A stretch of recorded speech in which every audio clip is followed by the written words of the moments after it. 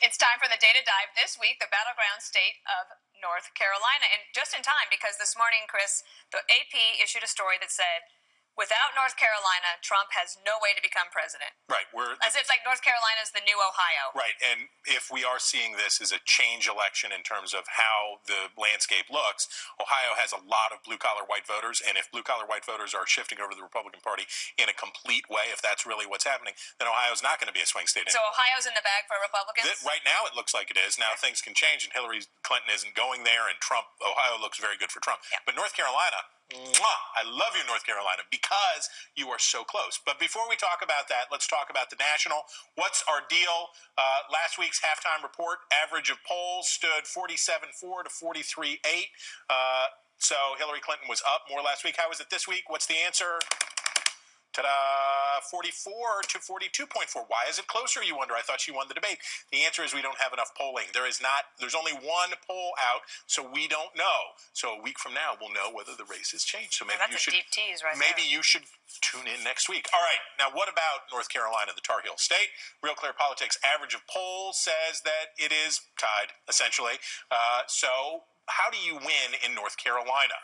So when we look at North Carolina, we're talking really about all of North Carolina. There are pockets with large African-American communities. There's Appalachian North Carolina. There's all of this stuff. But we're really talking about Wake County, and we're talking about Mecklenburg County. So Wake County, of course, we know about because that's where the state capital is. And even though it's the second largest county, it happens to be the county where you get the most votes. So this is the most important one. It's one of the 20 fastest growing counties in the nation. It's the state capital. It's the Research Triangle. High median income, almost $67,000. And it is quite white, especially for a southern state, 69% white, 21% black, 10% Hispanic. And Obama won 55% in 2012. He outperformed what a Democrat ought to do in what's really the breadbasket of Republican votes. Now let's look south. Let's look at Mecklenburg. That is, of course, Charlotte and environs. This is the most populous county in North Carolina. It's had an economic slowdown after the banking boom went bust. Median income there, $56,000, $10,000 less. No bueno. 59% white, 32% black, 13% Hispanic. Much more diverse, much more African-American. And Obama won 61% in 2012. So why do we care about that? We care about those two counties. Not that the Republicans are going to win either of those counties necessarily, but they got to keep it close. They've got to get close to a tie in Wake County. And what Trump has to do is he has to hold her at a reasonable place. So let's go back and let's look. Go back. We pull up that other graphic that shows us how Romney and Obama did in North Carolina, because the Romney-Obama comparison is our chalk. This is our framework. So you see tied with women, Romney wins clearly with men. We have white voters, overwhelmingly 68% for Romney, and then we have 96% of black voters for Obama. But this is key in a state that is young, growing, and with a lot of schools in it. 50%, 50-50, 49-50 on voters with college degrees. So let's take a look at the most recent Fox News poll for North Carolina. How are these demographic groups going? Aha! Would you have believed that it is a tie among women? You would not have believed it. But it is. Would you believe that Donald Trump is way up with dudes? Yes. Way up with dudes. Yes, you would have believed that. White voters? How about Donald Trump underperforming Mitt Romney's numbers substantially with white voters in North Carolina? And how about black voters? Hillary Clinton doing much worse with black voters than Barack Obama did. So they're sort of hanging out there. And then here's the money. Here's the payoff. Voters with college degrees, 41% for Trump, 44% for Clinton. What does that tell us? A lot of educated people, and by the way, high correlation between your education level and affluence, generally speaking, when we're looking at these numbers. They're sitting out. They're waiting. They're waiting. All of these suburbanites. When you look, I mean, if you drive through North Carolina and you're up in the Research Triangle and you drive through Charlotte, all of these subdivisions are full of voters that don't know what they want to do. So they're just going to wait till the second debate? Third debate, or just stay home. Maybe they stay home. I don't know. That's really fascinating. Did you find it fascinating? I thought it was great. What did you think, Scott?